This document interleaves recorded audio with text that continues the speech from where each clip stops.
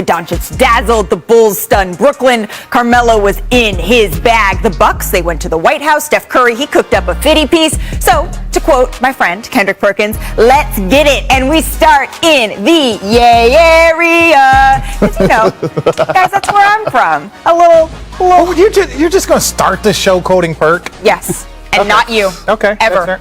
I'm Malika Andrews, joined by Brian Windhorst, Richard Jefferson, Kendrick Perkins. Zach Lowe is going to be coming over in a little bit. But Perk, our group text last night, it was popping off. Steph was a bad man. Could you have stopped that?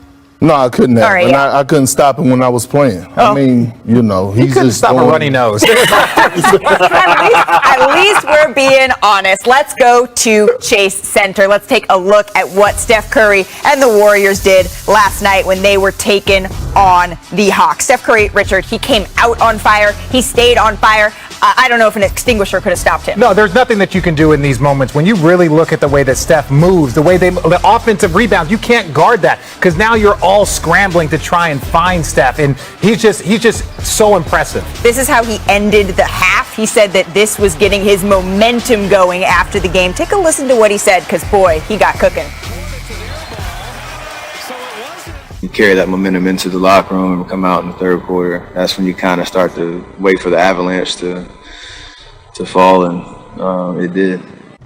That avalanche came, Richard, and it started in the third quarter. And it's so funny for a guy like Steph here, when you move him and you're trying to get to his body, there's nothing that you can do because he has such range.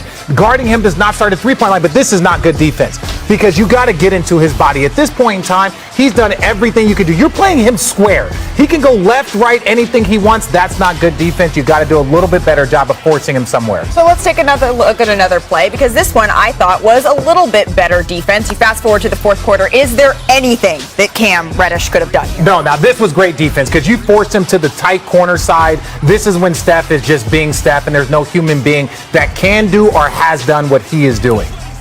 Well, and then there was this shot that iced. It was the icing on the cake. Yeah, get him his 50 piece, get him out. Not 51, not 49. He wanted exactly 50, and then Steve Kerr was like, yep, you're done. We win. You were great. You need to be done here. So here's Steph Curry's crazy shot chart from last night. He made 14 of his 28 shots, including 9 for 19 from three-point range. It was his 35th career game with at least 9 threes, and that is by far, it's stupid. It's by far the most in NBA history, at nearly 4 times more than the next closest player. That's James Harden and Dame Lillard. Both have 9 games like that. And here was Steve Kerr after the game. You know, I want to say I've never seen anything like it, but I've been watching it for 7 years. It's just incredible to watch. You know, when he's going, we know it. Dub Nation knows it, and when he's open, feed him. You ever come out with like a certain number in mind? It's just when you get it going, you just keep going. Curry three. Oh, man. How tough was that? He is a cold-blooded assassin. So much energy, you know, around a team. So it was a fun night. So let me be clear. 33 ain't old, but Steph, who is 33, became the oldest player in NBA history to have a game with 50 points and 10 assists. The previous record was held by Wilt Chamberlain, who did this back in 1968 when he was 31 years old. So it was just an awesome performance, an awesome night all around. You beat Wilt Chamberlain on something. You have done something. Yes. Well, he's the all-time leading scorer. I was there in the building when he took over like the Warriors all-time leading scorer, and Wilt only played there like 2 seasons. So anytime you have a night like that, it's pretty good. I was talking to my dad on the drive-in to work today, and he was telling me, you know what? Is anyone having more fun than Andre Iguodala? Like, he's just strolling back, and that whole team looks like it's having fun. So the Golden State Warriors have won 5 straight, and I want to pull up the receipts. The Perk tweets. And I'd say that's the real, that's the unfiltered Kendrick Perkins, but do you ever have a filter, Perk? No, never. Yeah, okay. Never. Anyways, what did you tweet after the Dubs win last night, Perk? Oh, I said, Steph gave the Hawks that work tonight, dropping a 50-piece wing dinner, lemon pepper style, because you're in ATL. Okay. That dude is a killer. Golden State are letting their play tell us exactly what they're trying to accomplish, and that's bring home another championship. But I'm being back to the Bay. Carry on. So why is that a carry on instead of carry the hell on? Just out of curiosity. Well, space. Yeah. You better. Well, listen. Well, right. Look, 9-1. They have the best record in the NBA. And Steph dropping 50 is nothing new to none of us. We already know that he could do that. But when I look at the structure and the culture of that team and what they're doing, I'm like, hold on, guys are tied on the string. You have the young guys that have bought into being stars in their role. Yep. And Steph Curry, not only forget putting up the points, I'm looking at what he's doing in the other categories, dropping 10 dimes.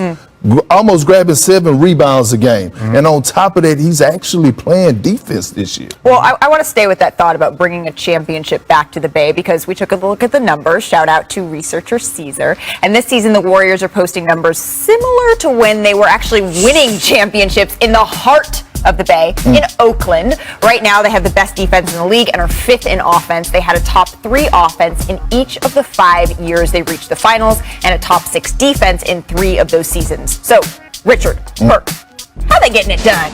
Let's go to the board. I'm so excited. This is my favorite part of the show. So excited to skip over. Yeah, I'm so excited. I can't skip. Ultimately, the way they are getting it done, it is just so impressive. Like, there's so much buzz around all the things that the Warriors are doing because they're doing it on the offensive end, they're doing it on the defensive end, and when the Warriors were at their best, they do it on both ends of the floor, which is unique because they do it with a small ball lineup. So at some point in time, we're going to look at these highlights right here. Well, Perk, show me how they're doing it on the offensive end. Well, I wasn't an offensive player, but right here, look, cutting without the ball, moving. It's hard to guard. Look, they're not just running random pick and rolls. Their offense is just so fluent. Everybody is moving, driving and kicking. Guys know where they're supposed to be in their spots. Open shots. They get open shots because of confusion. You wanted me to say it or you want to? No, I'm just backing you up. I'm backing up your point. Okay, cool. And then here, this is why you bring Andre Iguodala back because you brought some adults in to play with Steph and then the growth of the young players. Now on the defensive end, what are they doing, Perk? I'll interrupt you again. They are hugging their opponents like a Richard Jefferson jacket, and that's tight. That is tight. But look, right here. Look, boxes and elbows trapping the baseline. Everybody swarming to the ball. Look, getting down and dirty. Here, right here. Look at the boxes and elbows. No driving gaps. Recovering the shooters. Everybody tied on the string. Here you go. Think you got an isolation. 2 guys at the elbow. Draymond Green, don't give up middle. Rule that you don't do. Get deflections out in transition for a dunk. So my thing is this. I don't know how he's going to finish it. But ultimately, this is what makes the Warriors so beautiful is that this looks like the 15-16 Warriors when Kevin Durant came on and just, wrecked the world because he was the best player and was probably the best player in the league during that time. But when the Warriors are doing it on both ends of the floor at a top 5 level, and when we saw on the offensive numbers, it's just because they were getting a little lazy. Their defensive numbers towards the end of that run, they were just being a little lazy and waiting. So we're seeing it on the floor, but Wendy, your ears to the ground. What is the buzz around the league about this Warriors team? So would you believe me if I told you that Steph Curry this year is averaging 5 points, almost 5 points less than he did last year? That his three-point shooting is down? No. That his overall shooting is down? Wow. The difference is this team is playing so much better. So we look at them differently. Now, they have benefited from an easy schedule. But when you talk to people out there in the league, what they say is, the last 2 years, obviously, they were spinning in neutral because Klay was hurt and Steph was hurt 2 years ago. But this team got better during that time. Well, you may look at their record and not say they got better, but look at Jordan Poole. Jordan Poole is a guy they've been developing over the last 2 years so that now when Steph is back, now when Draymond is healthy, that he can come in and contribute and help lift this team up. And let me tell you something else. Whispers going on in the league right now about Klay Thompson. People are watching him. People are talking to people in the Warriors organization. And they say he looks good. Yeah. Now, I'm not saying he's coming back and he's going to be shooting 40 points in his first quarter. There ain't nothing wrong with that wrist, though. But he looks good working out, and that there is a real confidence in there that, especially by the end of the season, Klay is going to be back. You know what? I said something before opening night, and I was talking about the Warriors and how they approach the season, even in preseason. And I said, you know what? The way that they're playing in preseason is going to carry over. Because when you're on a contender and you're trying to win a championship, you start to develop habits early, the first day of training camp. And I done been on a few of them, and I could see it, I could feel it. So even though some nights Steph Curry and Draymond Green wasn't playing, we saw Jordan Poole in preseason getting his rhythm. Shout out to Ron Adams, What's wrong with you, bro? Oh no, I'm just waiting for you to fit. Okay, all right, relax. Shout out to Ron Adams. Shout out relax. to Mike Have you seen the Brown buttons on for his holding shirt? it down, and helping, Steve Kerr with that culture over there. The reason why I was making this face, will you hush your mouth? The reason why I was making this face is because if you guys thought Steph was hard to guard now, wait till Klay Thompson's back on that court. Do you understand the amount of space there's two people, in my opinion, in this league that create space in a similar fashion. It is Klay and it is Steph. Like Kevin Durant, obviously with his height, he doesn't need a ton. Welcome back to NBA Today. Welcome back to NBA Today. Monday night was fight night in Denver. In the red corner, weighing in at 245 pounds, a 6'9" power forward Markieff Morris, and in the blue corner, weighing in at 284 pounds, the 6'11" reigning most valuable player, Nikola Jokic, defending. So here's what went down. We can joke about it because they're on Twitter going back and forth about it, so I feel okay about this. But in the moment, it was a little scary. It was this. So Jokic, after getting fouled hard, comes back and body checks Morris over there. And it took Morris a while to get up. He got up here. He went back down to the ground. He was holding his neck. Look at this hit again.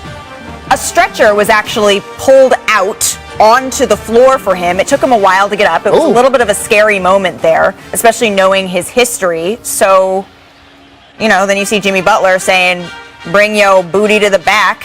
But the Jimmy Butler, and that's the thing, in those moments, I don't know if Jimmy saw everything that happened. Well, here's Jokic speaking to reporters after the game. It's a stupid play, I feel bad. I'm not supposed to react that way, but it's in the middle of the game. I got hit.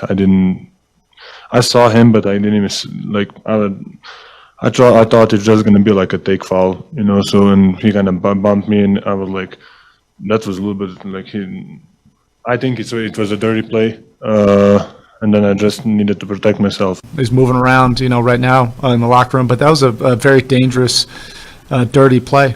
After I watched it on film, it was a take foul. That's how I saw it, and the play, after that, that's just absolutely uncalled for. This whole thing could have been a whole lot uglier if Markieff was actually facing Jokic.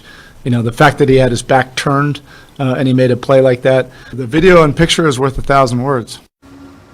So as you just heard, Jokic spoke to reporters after the game. The Heat, however, did not make any players available to reporters, which is frankly just unacceptable. I'm a huge fan of what the Heat's been doing on the floor this season, but that was disappointing. So instead, they were by the locker room. After the dust cleared, everyone took to Twitter to air out their grievances. It started with Markieff's brother Marcus after the game, quote, waited till bro turned his back, shaking my head, noted. And then the Jokic brothers started a Twitter account and responded to Marcus earlier today.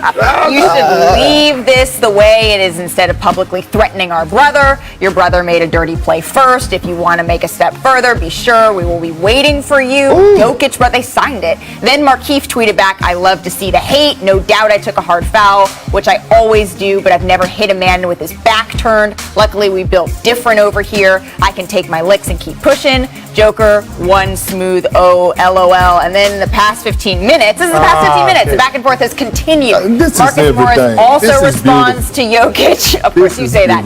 You got the right ones. Believe that. The Jokic brothers tweeted back, don't believe that. I know that. Okay, we don't need to go through all this is frivolous. Let's get down to what really and truly happened. There's a lot to go in there. There is, Richard. But before we get into it, I do want to show you guys this photo from Denver Post photojournalist Aaron Ontiveros. This photo of the Miami Heat players in the doorway. It looked like they were waiting for the Nuggets to maybe enter the locker room. They were, it looked like, they were maybe like, okay, who are we coming in? Are we not coming in?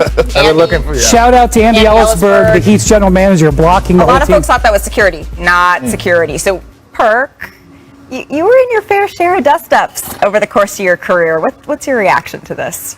I love it. But look, if you're going to dish it out, you got to be able to take it. And for the first time in a long time, I agree with Richard. Yeah. I saw his video on Twitter, and he said it. Look, Markieff Morris, he shot the dirt. He instigated it. That was a dirty shot. Jokic just happened to be 275 pounds, so he was able to take it, but he retaliated it. I mean, it's part of it. Look, this is the definition of don't start none, won't be none. And I've seen it. And look, no, UD hit me up and he was like, Richard, I agree. You should never hit somebody in their back when they're not looking and body check them. At the same point in time, we've seen take a foul. Now, the Miami Heat version of taking a foul might be a forearm chuck. So this is what you're referring to when you said that because you're just a social media star now, at least according to you, that you posted a cheeky video on Twitter or on Instagram and then... It was TikTok. Sorry, the TikTok. Yeah. Nah, RJ, I disagree. This is the back and forth you're referring to. Yes, he says he takes fouls on people like that all the time to stop the break. That's true, but there was a little bit of extra. There was a little bit of forearm shiver, and that's the reigning MVP. Most of the time, if you hit a guy like that, your star player, everyone else comes into defense of that player. Jokic went over the top. He did a little bit, then he did a little bit, and then you guys are sitting there in front of the locker room. Now the Jokic brothers are tweeting. At the end of the day, there was a little bit extra behind the Morris hit. They took the L on the court. They took the L in the fight. Just keep it pushing, and hopefully you can see him in the finals. Well, luckily, he's okay. He's okay. And we can have this kind of discussion because that was the point where it got a little bit scary. I do want to bring in senior writer Zach Lowe into this discussion. Can you beam in, Zach? Hello. So Jokic's teammate, Zach, they said last night that this was pretty uncharacteristic, is what they said, Zach, of Jokic. So what exactly is Jokic and Morris's history of fouls like this? First of all, I don't have any brothers. I feel like I need some brothers to stand up for me. I don't think my little sisters are going to be standing up for me like this.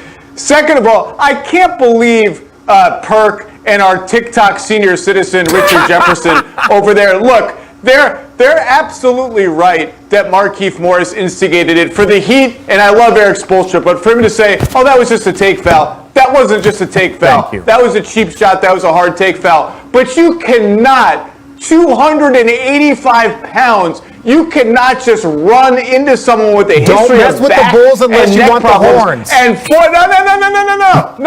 and forearm check them in the back when they're not looking, man. That is not okay. And Jokic has a history, contrary to what his teammates said, his temper has always been his biggest enemy. We saw it in the playoffs against the Suns last year. When he gets frustrated after a no call or when the game just isn't going Denver's way, he has a history of slapping people, and sometimes they're innocent little taps, and sometimes like the one on Campaign in the playoffs last year, they are full-on wind-ups that if they hit the wrong target, they're going to do some damage. So I'm going to expect a multi-game suspension here for Jokic, and I think, frankly, it's deserved. I think Markieff will probably get fined because the Morris brothers instigate stuff. You guys are right about that. But there's no place for what Jokic did last night. That was a really dangerous cheap shot. And by the way, in a bizarre way, they're almost lucky that Markieff was hurt enough to stay on the floor, because if he gets up, that is a full-on brawl, and lots of stuff could happen. Tim Legler and I were actually texting about that exact thing last night. Richard was yanking on my sleeve.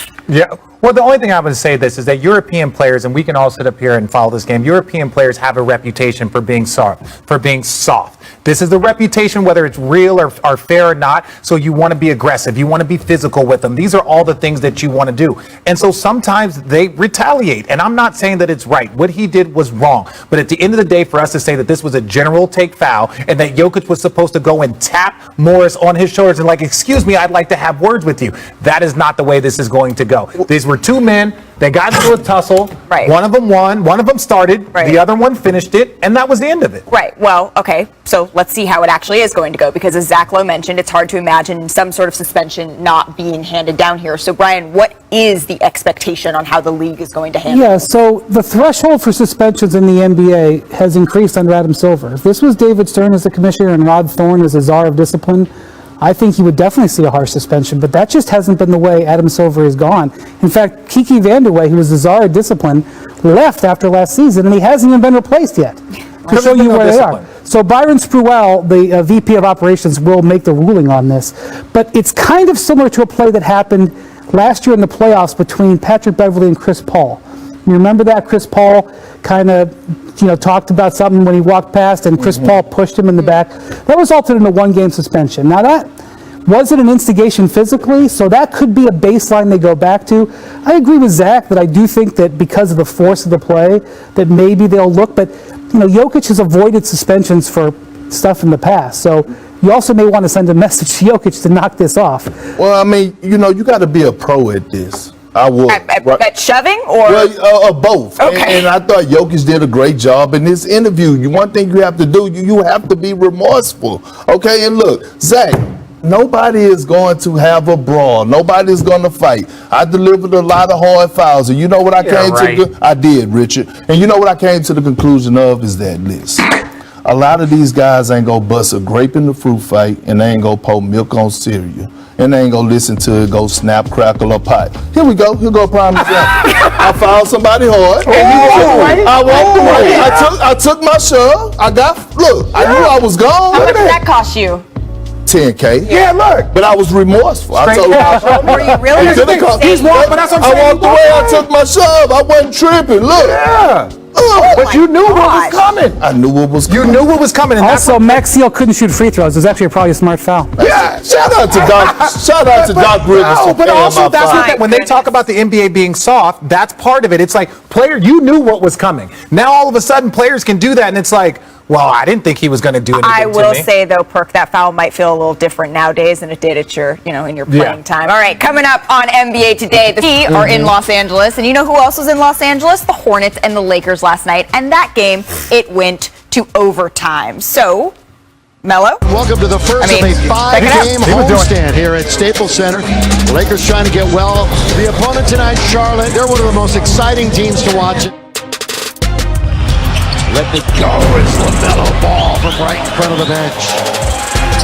Needing some help. They fire. Throw it down. It's a 1-point game through 2 quarters. Again, Rajon all the way. Davey, throw it down. 115-112. Take the foul. Don't give him the 3-point attempts with a tie. We're tied at 115. We're going overtime. Anthony looking good. Carmelo. Lakers are going to win it. Lakers are going to hold on and win it. So Melo clearly loves playing in Staples Center, and he said as much last night. He's now shooting 57% from the field and 64% from 3 when playing at home. However, in 3 road games, he's just not shooting quite the same, not quite as well. His 39 threes this season are tied for the 3rd most in NBA, only behind Steph Curry and Buddy Hield. So back here with Perk, that's Richard, Richard. I'll start with you.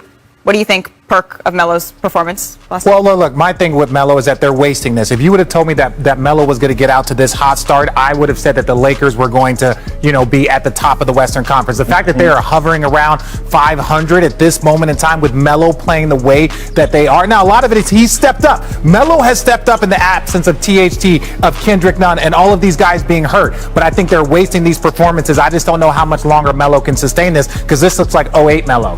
Well, Perk, you tweeted, and I want to get this right. Melo winning 6th man of the year. Go hit different at the end of the season. Carry on. Yeah. So do you feel like this is sustainable? Absolutely. And look, sometimes I said this before the season that he's going to be the 4th option. Well, he's been the 3rd option. And sometimes he's been the 1st option. He is embracing the moment. And his teammates are saying, you know what? He got it going. Let me get him the ball. And the best thing for Melo is when he's on the court with LeBron James and Rajon Rondo. Those guys find him. Look at that stroke. Rajon Rondo, he was looking good last night until he wasn't on the floor anymore. But you know what? Melo, he was getting after it. So you know what, Perk? Let's get it. You know what time it is? It is time. Look at Richard. Hey, Richard, get your body language. Let's go. Let's get it. What is let's get it, Perk? Real quick. Let's get it. Look, we're giving flowers to all the players that have the winning plays that don't show up in the stat sheet. The ones that aren't cute. Yeah, they ain't cute and sassy. The things that I did. Got it in the trenches. All right. Not what Richard did. Well, I was Andre sexy. Drummond, was he cute and sassy, or was he sexy last night? Oh, look, taking advantage again. Joel Embiid not out. Look at Andre Drummond. Being a beast on the glass. He had 25 boards. Look, battling down low with Taj Gibson, setting the tone. Look at Drummond. Okay, big Look fella. at Drummond. And look, you're right. This is an unsung hero. This is a great pickup, especially with Joel Embiid having a little bit of injury history. You know that he can fill the paint while he's gone. Keep on with that energy. I'm going to invite you back to Well, then let's head out to Juan Toscano defending Bogdanovic. Ooh, we talked about Golden State defense. Look at this. Yeah. Look at this. Perfect active hands. Get hungry. Getting into him. Getting on the ground, showing the tenacity. Toes down. Yeah. He got a tech, but who gives a damn? This is what coaches love. Yeah. This is what coaches love. If Steve Kerr was a real one, he'll pay his technical fine. Take that technical. Yeah. Are you offering to pay it? No, not at all. Okay, I got you first. It wasn't that dirty. It wasn't that not cute. All right, next up, Blake Griffin against the Raptors.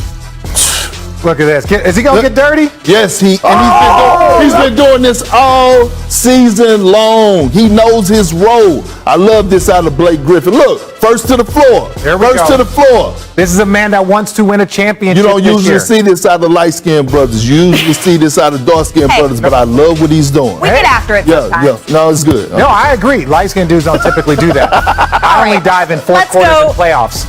To the other side of the ball, Scotty Barnes defending Kevin Durant. Ooh, my rookie of the year. My rookie of the year candidate. Ooh. Give me that, KD. That was grown. And I'm going steal. coast to coast, little light bunnies. A little Richard Jefferson style. Yeah, look at that. What you said? Light-skinned dudes don't know anything like that. And look, the disrespect to James Harden. You know better, right? You're not supposed to leave strong side corner. Yeah, but James hasn't found his stride yet, but James is going to find it. I believe in it. All right, you do? Well, that was a lot of getting dirty and not sassy and cute and sweet and all that. But who was the not sassiest, dirtiest, who won the Let's Get It for you this week? Who got after it the most? I got to go with Andre Drummond. Okay. I got to go with Andre Drummond because he's embracing the moment. He's setting the tone. And that wasn't his only game that he's been getting it down and dirty. He's been getting down and dirty the game before that when MB set out where he went grab 15 rebounds against the Trailblazers. So I'm going to give it to Andre Drummond. Especially with the responsibility that he has. So you don't get to say it because this is his segment. Yeah, right. All right, But coming up on invited NBA.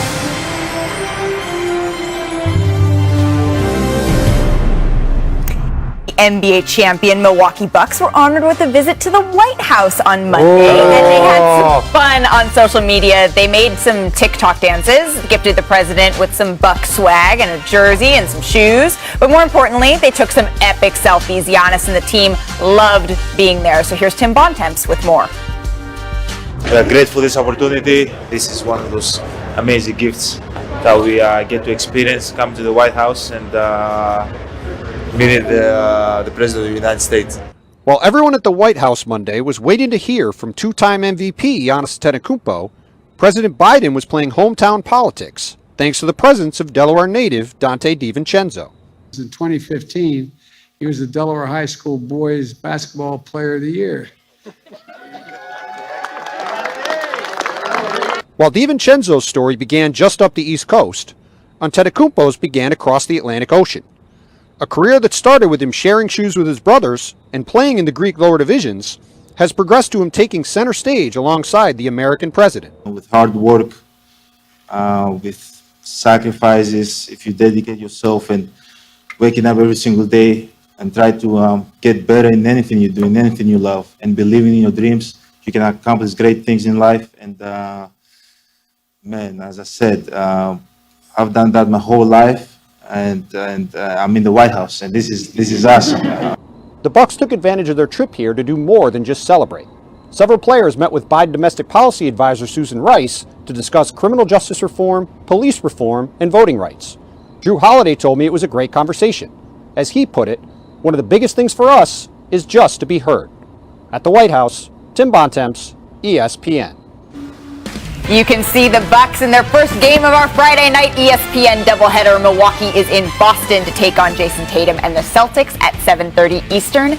And then Steph and the Warriors host the Bulls. Our coverage starts with NBA Countdown at 7 o'clock Eastern. So let's get to the game of the night. It was the Timberwolves and it was the Grizzlies. And it went down, Richard Jefferson. Yes, it did. Look, Ja Morant has been so impressive all season long. Oh, a lot of people have been talking about MVP. Look at the time on the clock. He is just taking his team where they need to go. Just competitive, doing all the little things. Look at the deep all the little three. things, all the big things. Hey, is that the truth? And it's been so impressive. But here, watch this. Even this was great defense. 3 people around him. Bank shot, that was tough, but great defense. They were in a bad spot because there was no room to foul, but a huge shot by Karl Anthony Towns. It went to overtime, and then everyone else was doing all the things. Reed gets it to Towns, lets it fly from deep. Oh my goodness! Oh my goodness! Cats land on their feet, and Towns somehow banks that in. I'm not gonna lie, that was about the time I started to get sleepy. I jumped off the couch for that one. So we head into overtime, and that's when DeAnthony Melton. I mean, look at this. Look at this. You got it's impressive mainly because it's like, look, everyone just has to continue doing their job. There's somebody's going to step up and make a shot, make a play. You see offensive rebounding, getting a putback. That was the difference in the game. That grit and grind by who? The Memphis Grizzlies. Man, don't hit me like that. Oh, here we go. All right. It was an absolutely incredible game last night. We had a little fun with Perk's tweets earlier in the show, but I mean, Zach Lowe was not to be outdone. Zach, what did you tweet during the Grizzlies Timberwolves game last night? Well, people joke that a game is drunk when it gets out of control, and by the time Karl Anthony Towns made that buzzer beater, Grizz-Wolves got drunk about 30 minutes ago and is now stumbling around the street outside the bar, singing at the top of its lungs. Like, there's drunk, and then there's like really drunk when you're about to do some regrettable behavior. That's where that game was. People asked me to describe that game last night when I was tweeting. I felt like Stefan from Saturday Night Live, like, this is the game that has everything. It has 8-second violations, 5-second violations, I get none of his references. Ja Morant dunking, Ja Morant blocking shots. Zach, I have a question. Oh, then you guys need to watch more SNL. Zach, I have a question. Were you drunk when you were tweeting this? Don't answer that, Zach. Don't answer that, Zach. Give me a little credit. Don't answer that. We talked so much, though. Not about Zach's drinking, but about Ja's offensive game. But what did you see from him on the defensive side of the ball? Zach, I want to start with you. Yeah, this is the reason I love Ja Morant. He's not just a scorer. He's not just a flashy playmaker. The guy will do whatever it takes to win games. And he had like 4 or 5 instances last night. Remember, we're talking about a little point guard of, you know what? I'm the nearest defender at the rim. I'm going to give it a shot. You don't see a lot of point guards making plays like that. Here it is again. That's Karl Anthony Towns coming at him. You know what? I did just enough